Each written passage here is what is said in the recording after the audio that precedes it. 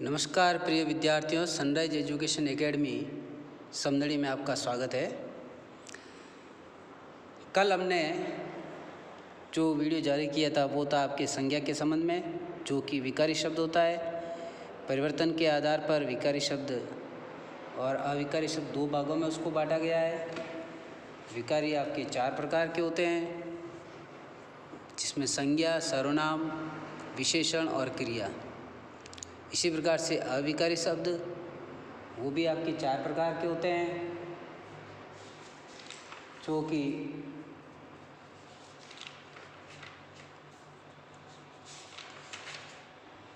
क्रिया विशेषण, संबंध बोधक, समुच्चय बोधक और विस्मयादि बोधक, ये चार प्रकार होते हैं।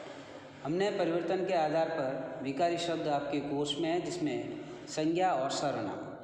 संज्ञा के बारे में अपन ने कल पढ़ा था कि संज्ञा क्या होती है, किसे कहते हैं, कितने प्रकार की होती है, उन सब के बारे में आपने अध्ययन किया था कि वे विकारी शब्द जो किसी व्यक्ति, स्थान या वस्तु का बोध कराते हैं उन्हें संज्ञा कहते हैं। संज्ञा मुख्य रूप से तीन प्रकार की होती है: जातिवाचक संज्ञा, व्यक्तिवाचक संज्ञा और तीसरा है भाववाचक संज्ञा। फिर दो रूप और हैं उसके, द्रव्यवाचक और समूहवाचक, जो कि जातिवाचक संज्ञा के ही उदाहरण हैं। अब हम आगे लेते हैं विकारी शब्द के अंतर्गत सर्वनाम। सर्वनाम क्या होता है, किसे कहते हैं, तो इसके संबंध में आप ध्यान देना। सर्वनाम ये भी एक विकारी शब्द है, और वे विकारी शब्द जो संज्ञा के स्थान पर प्रयुक्त होते हैं, यानी कि संज्ञा के बदले में आने वाले। ठीक है, आपने पढ़ा होगा कि संज्ञा के बदले में आने वाले, जिसकी जगह आपको क्या करना है कि वे विकारी शब्द जो संज्ञा के स्थान पर प्रयुक्त होते हैं क्या कहलाएंगे, आपके सर्वनाम कहलाएंगे।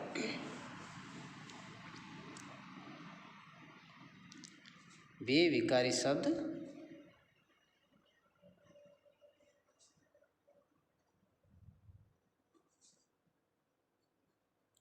जो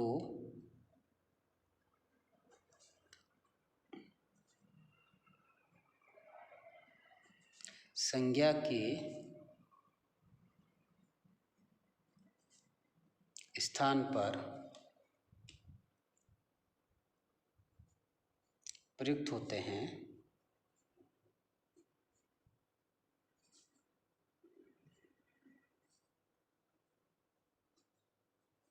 सर्वनाम कहलाते हैं।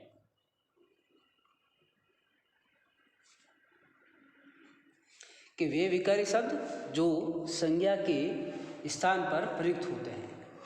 ठीक है, अब सर्वनाम ध्यान देना, ये आपकी चीज आई है कि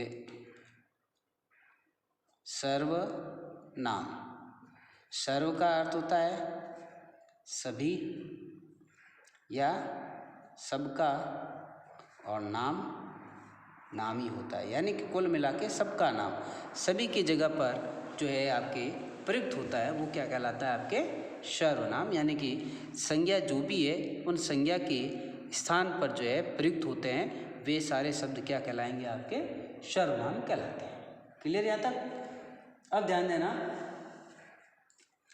कि जैसे उदाहरण के तौर पर अपन ले लें कि सर्वनाम क्या है, किसे कहते हैं, यानी कि कौन कौन सी चीज़ें आएगी इसमें, कि मैं, तुम, इसी तरह से वह, वे आदि, ये सारे आपके किसके अंतर्गत आते हैं, सर्वनाम के अंतर्गत आएंगे। अब सर्वनाम कितने प्रकार के होते हैं इसके संबंध में देख लीजिए। सर्वनाम के भेद,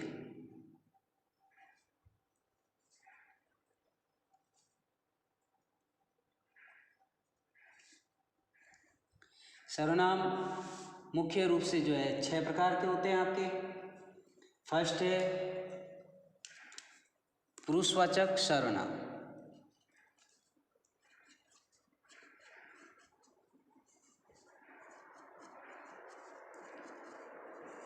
पुरुषवाचक सर्वनाम।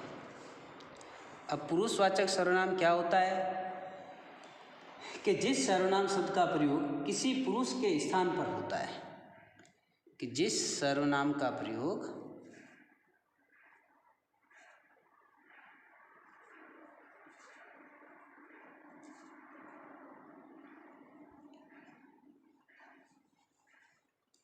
किसी पुरुष के स्थान पर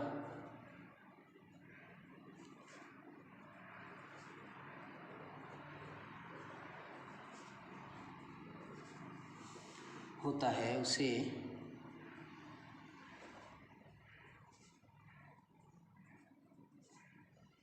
पुरुषवाचक सर्वनाम कहते हैं।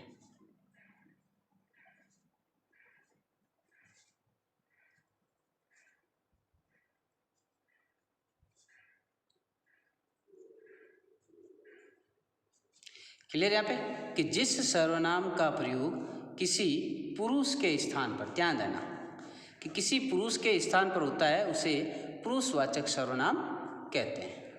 क्लियर? जैसे कि उदाहरण के तौर पर मैं, हम, तू, तुम, वह, वे आदि। अब एक चीज़ आपने ध्यान दी होगी, संस्कृत के अंदर आपने पढ़े होंगे कि पुरुष कितने प्रकार के होते हैं? 3 प्रकार के होते हैं। ध्यान देना, पुरुषवाचक सर्वनाम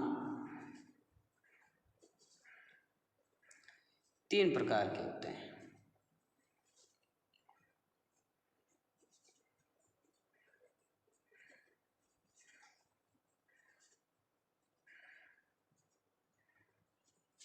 अब कैसे? पहला है आपके, फर्स्ट है उत्तम पुरुष, दूसरा होता है आपके मध्यम पुरुष और तीसरा होता है अन्य पुरुष। संस्कृत में आपने पढ़ा होगा प्रथम पुरुष, मध्यम पुरुष और उत्तम पुरुष। तो पहले अपन इसमें लेते हैं उत्तम पुरुष। उत्तम पुरुष के अंतर्गत क्या होगा? जो बोलने वाला होता है, ठीक है, यानी कि जिसको हम वक्ता कहते हैं। इसके लिए एक छोटा सा लिख दो, वक्ता, यानी कि बोलने वाला, कहने वाला।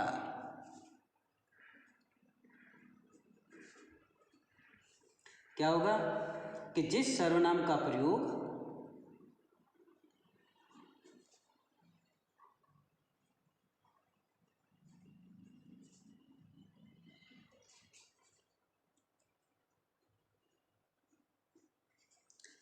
बोलने वाला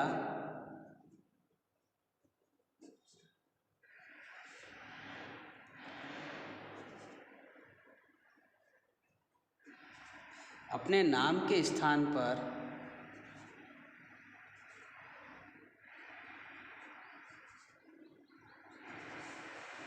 करता है, क्या कहेंगे? उसको उत्तम पुरुष कहेंगे।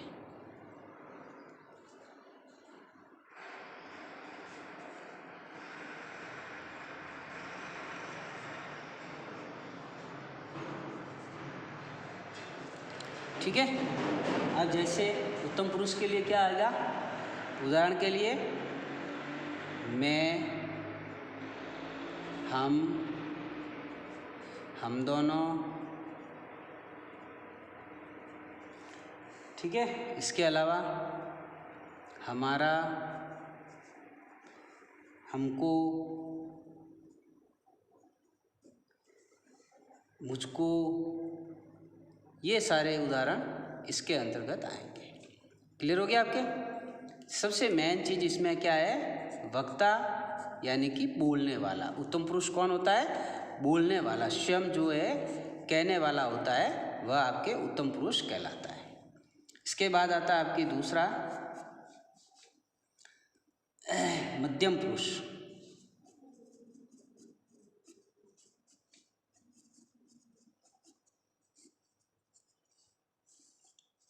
मध्यम पुरुष में क्या होगा कि मतलब इसमें पहले आपको ये लिखा देते हैं कि मध्यम पुरुष जो होता है वो श्रोता होता है, ध्यान देना। ये वक्ता होता है, ये श्रोता होता है, मतलब सुनने वाला।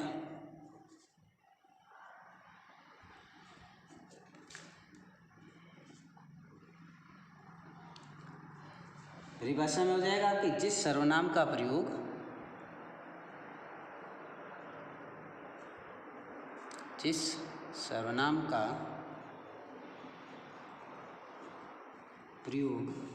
सुनने वाले के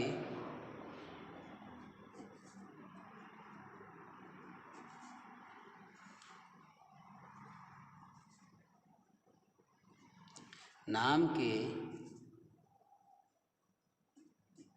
स्थान पर किया जाता है,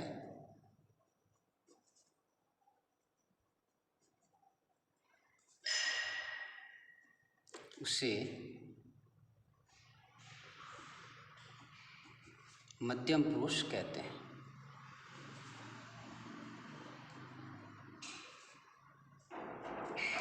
जैसे उदाहरण के तौर पर क्या हो जाएगा इसमें, तू, तुम, तेरा, तुम्हारा, तुमको आदि। क्लियर हो गया यहाँ तक? ध्यान देना वापस इसमें कि मध्यम पुरुष कौन होता है, श्रोता। उत्तम पुरुष कौन होता है, वक्ता। जो कहने वाला होता है, बोलने वाला होता है उत्तम पुरुष, और जो सुनने वाला होता है वह मध्यम पुरुष। इसके बाद तीसरा है आपके अन्य पुरुष। तीसरा आता है आपके अन्य पुरुष। अब अन्य पुरुष क्या होता है कि जिसके संबंध में हम कुछ कहते हैं, लेकिन उसके नाम के स्थान पर वक्ता द्वारा जिस सर्वनाम का प्रयोग किया जाता है उसे अन्य पुरुष कहते हैं। ठीक है, कि जिसके संबंध में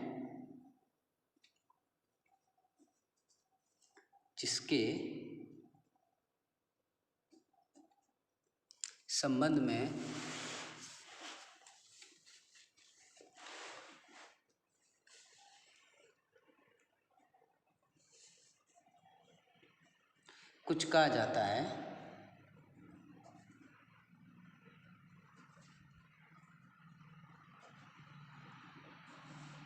उसके नाम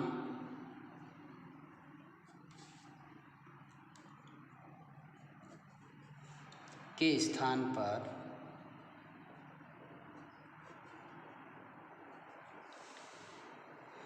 वक्ता द्वारा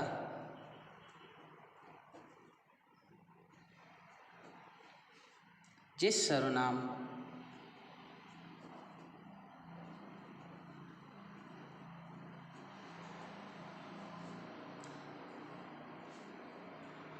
का प्रयोग किया जाता है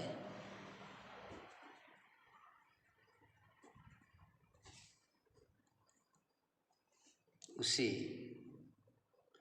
अन्य पुरुष कहते हैं। ये क्या होगा, आपके अनुपस्थित होगा। ठीक है, ये ध्यान रखना है कि अन्य पुरुष जो है वो अनुपस्थित रहता है। ये तो होता है वक्ता, ये श्रोता, जबकि ये अनुपस्थित होता है। एक मिनट हो, यहाँ मैं डाल देता हूँ अनुपस्थित, ताकि आपको ध्यान रह जाए। या यहाँ लिख देता हूँ मैं अनुपस्थित।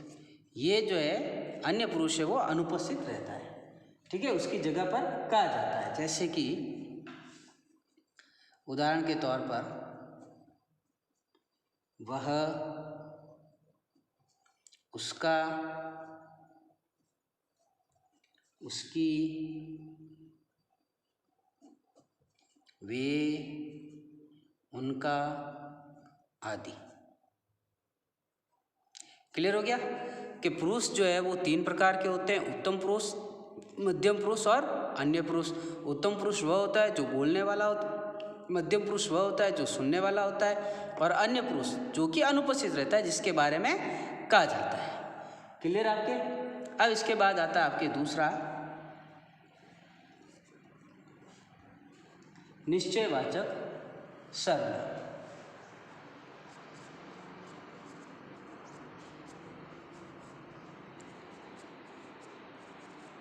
निश्चयवाचक सर्वनाम, इसको हम संकेतवाचक सर्वनाम भी कहते हैं।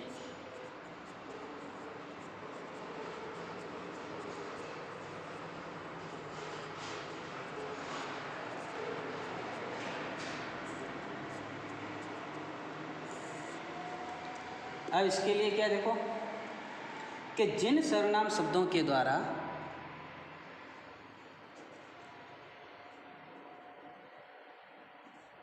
जिन सर्वनाम शब्दों के द्वारा किसी निश्चित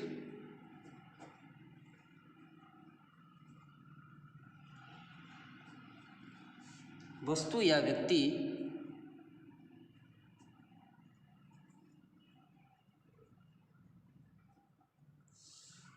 की ओर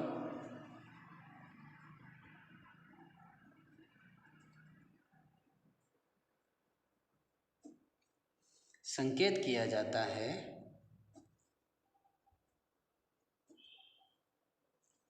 उन्हें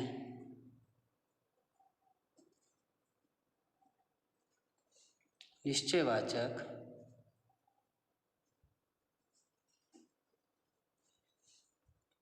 सर्वनाम कहते हैं।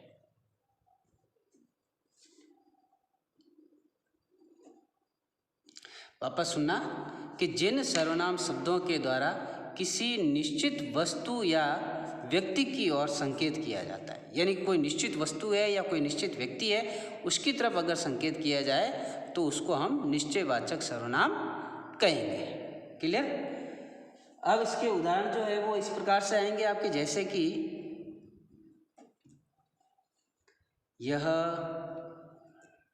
ये, वह, वे, जो निश्चित है, ठीक है।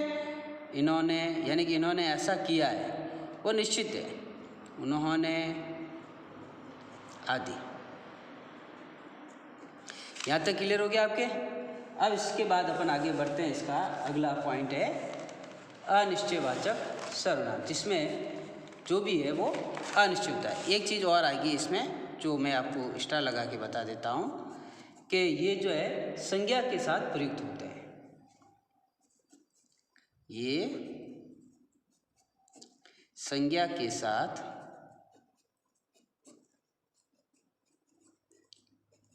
प्रयुक्त होते हैं, ठीक है। अब नेक्स्ट आगे अगला है आपके तीसरा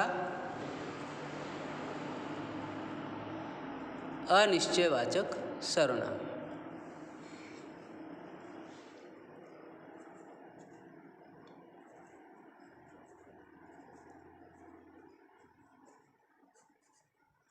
अनिश्चयवाचक, जिसमें अनिश्चय की स्थिति होती है, ठीक है। उसमें निश्चय की स्थिति थी कि फिक्स है, जबकि इसमें अनिश्चय, जैसे कि अपन उदाहरण ले लें, कोई कुछ के मतलब बाहर दरवाज़ा बजाया, कोई बाहर है, हैं? इस तरीके से जहाँ पर अनिश्चय की स्थिति उत्पन्न होती है वो आपके क्या कहलाएगा? अनिश्चयवाचक सर्वनाम कहलाएगा। कि जिन सर्वनाम शब्दों से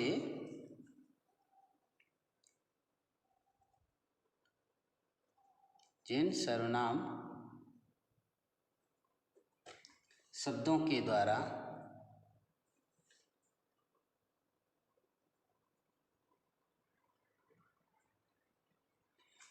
संकेत तो किया जाता है,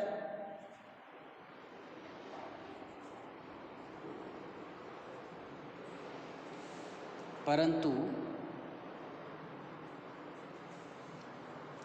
किसी निश्चित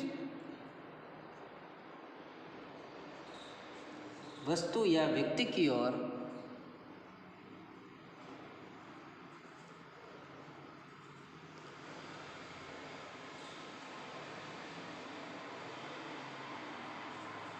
नहीं होता है।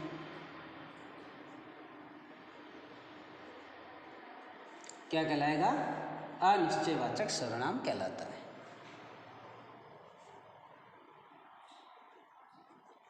अनिश्चयवाचक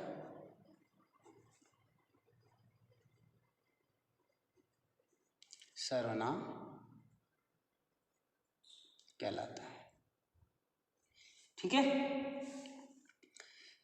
मतलब सीधा सा है कि जिस सर्वनाम शब्दों के द्वारा संकेत तो किया जा रहा है लेकिन किसी निश्चित वस्तु या व्यक्ति की ओर नहीं होता है।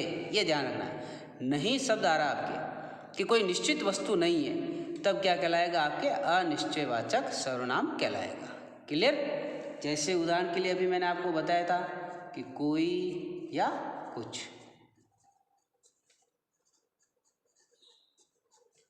अगला है आपकी चौथा पॉइंट, जो संबंधवाचक सर्वनाम कहलाता है आपके।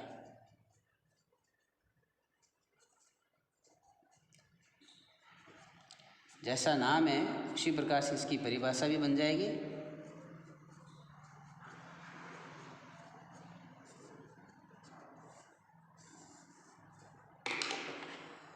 कि जो सर्वनाम शब्द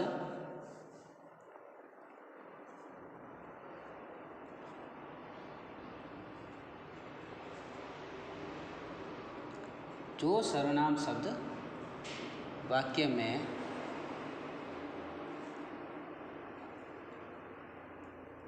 परस्पर संबंध का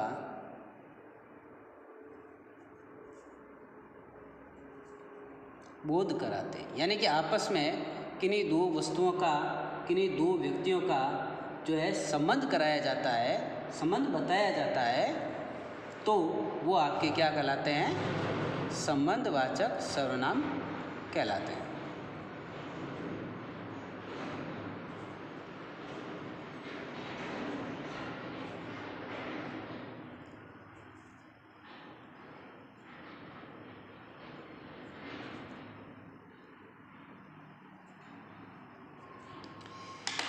देखो ध्यान देना वापस कि जो सर्वनाम शब्द वाक्य में परस्पर संबंध का बोध कराते हैं, यानी कि आपस में जो है कि दो वाक्य का संबंध बताया जाता है, वो क्या कहलाएगा? आपके संबंधवाचक सर्वनाम कहलाएगा। जैसे कि उदाहरण के लिए, जो पढ़ेगा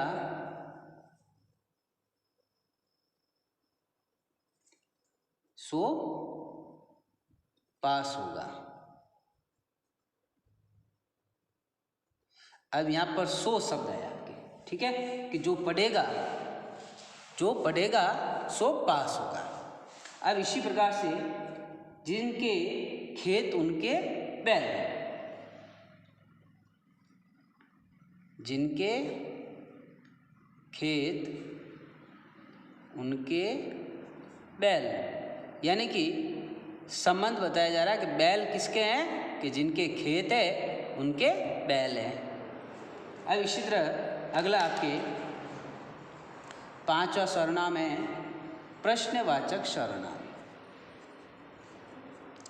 सरल ही है वैसे सर्वनाम, आपके कोई डिफिकल्टी नहीं आएगी इसमें आपको समझने में भी, और मेरे हिसाब से आपको कोई डाउट्स भी होना नहीं है, क्योंकि बहुत ही सरल है सर्वनाम, कोई भारी नहीं है इसमें कोई डिफिकल्टी नहीं है।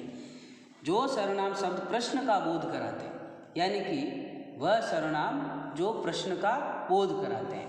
अब इसी तरह से प्रश्न का बोध जहाँ होता है, जैसे कि कौन है, क्या है, कहाँ है, तो ये जो भी आते हैं आपके सर्वनाम के अंतर्गत, वो आपके क्या कहलाएंगे? प्रश्नवाचक सर्वनाम कहलाएंगे। जो सर्वनाम शब्द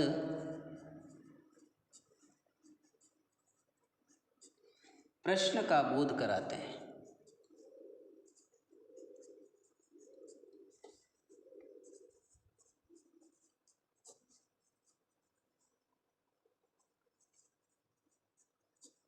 उन्हें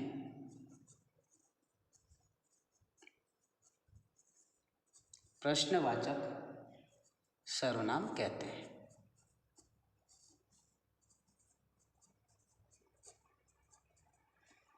ठीक है, कि जो सर्वनाम प्रश्न का बोध कराए उन्हें प्रश्नवाचक सर्वनाम कहते हैं। जैसे उदाहरण के लिए ये चीज़ अंडरलाइन करना आप, क्या होगा कि जहाँ पर प्रश्न का बोध होता है वो क्या कहलाएगा, आपके प्रश्नवाचक सर्वनाम कहलाएगा। जैसे तुम कहाँ जा रहे हो। अब यहाँ पर प्रश्न किया गया है कि तुम कहाँ जा रहे हो। वैसे फिर प्रश्न पूछा कि यहाँ क्या रखा हुआ है या क्या रखा है, क्वेश्चन मार्क आ गया। तो जहाँ पर क्वेश्चन मार्क आता है, प्रश्नवाचक चिन्ह आता है और प्रश्न किया जाता है क्या, कहाँ, कब, कैसे, तो वहाँ पर आपके कौन सा सर्वनाम लगेगा, प्रश्नवाचक सर्वनाम जुड़ेगा आपके। लास्ट बिंदु है इसका अब, जो कि निजवाचक सर्वनाम कहलाता है आपके।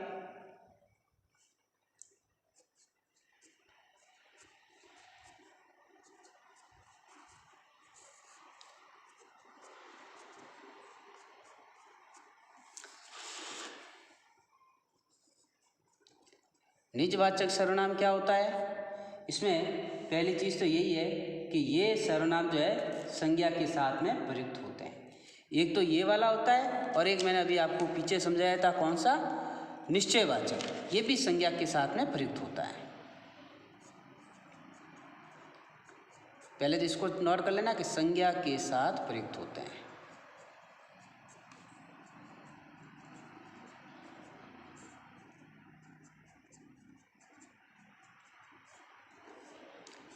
ठीक है, अब इसकी परिभाषा क्या आती है कि जिस सर्वनाम शब्द का प्रयोग निज का अर्थ क्या है, स्वयं के लिए, ठीक है, खुद के लिए। निज का अर्थ है स्वयं यानी कि खुद, कि जिस सर्वनाम शब्द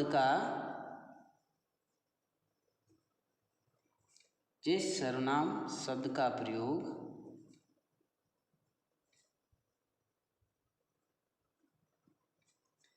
कर्ता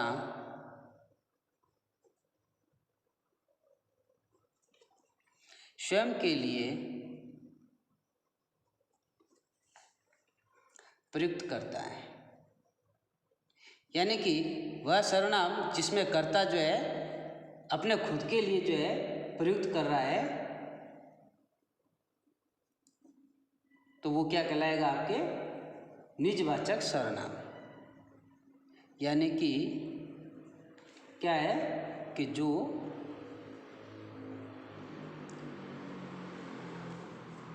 निजता का बोध कराता है, ठीक है, निजता का बोध कराते हैं, उन्हें निजवाचक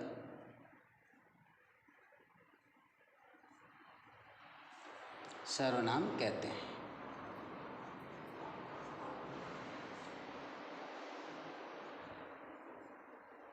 यानी कि स्वयं का बोध कराते हैं, स्वयं निज के लिए आएगा शब्द। जैसे कि उदाहरण के लिए आपके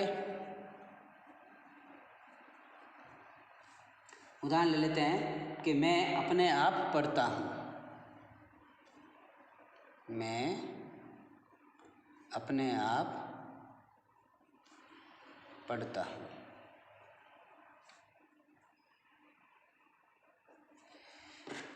अब अपने आप जो किसके लिए हो रहा है, स्वयं के लिए होता है।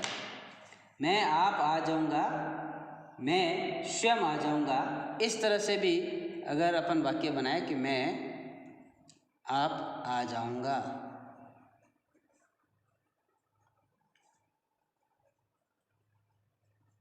या अपन कह दें कि मैं स्वयं आ जाऊँगा, तो भी वो किसके लिए प्रयुक्त हो रहा है, अपने आप के लिए हो रहा है, स्वयं के लिए हो रहा है। इसलिए ये क्या कहलाएगा, आपके निजवाचक सर्वनाम कहलाएगा। यानी कि अपने आप या अपने स्वयं के लिए ठीक है, अपने स्वयं के लिए जो है यहाँ पर प्रयोग किया जाता है। क्लियर हो गया यहाँ तक? अब आपके इसमें कुछ अगर प्रश्न है तो मैं आपको एक दो प्रश्न बता देता हूँ कि ये आपको करना है। ठीक है, होमवर्क में आप कर लेना। फर्स्ट क्वेश्चन,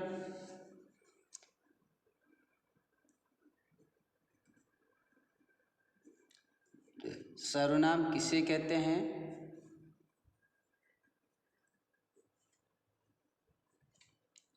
इसके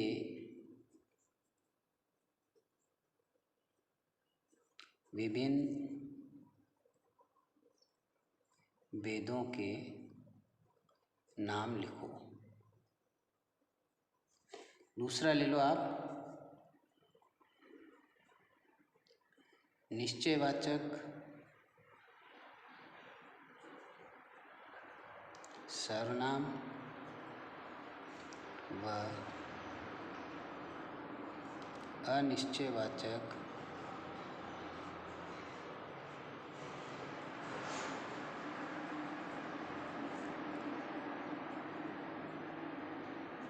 सर्वनाम में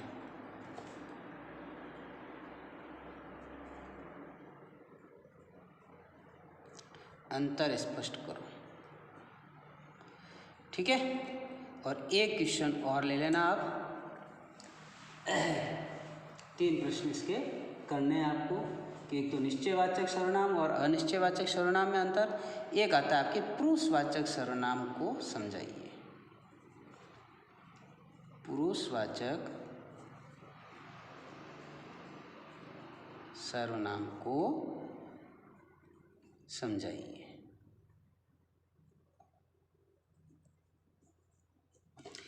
ये 3 प्रश्न आपको करने हैं होमवर्क में। अब अगर आपकी कोई इसमें समस्या अगर आ रही है तो आप जो भी डाउट्स अगर आपको लगता है कि भाई मुझे ये समझ में नहीं आया है, तो जब भी आपकी डाउट क्लास लगती है आप डाउट क्लास में आइए और उसको समझ कर जाइए।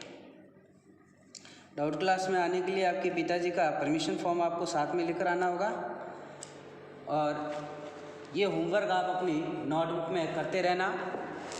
किसी भी प्रकार की कोई त्रुटि मत करना। नोटबुक में हमेशा अपना काम पूरा रखना। जब भी आपसे कहा जाए तो आप उसकी PDF फाइल जो है बनाकर आप ग्रुप में भेज देना, ताकि हम उसको चेक भी कर सकें आसानी से। ठीक है, धन्यवाद।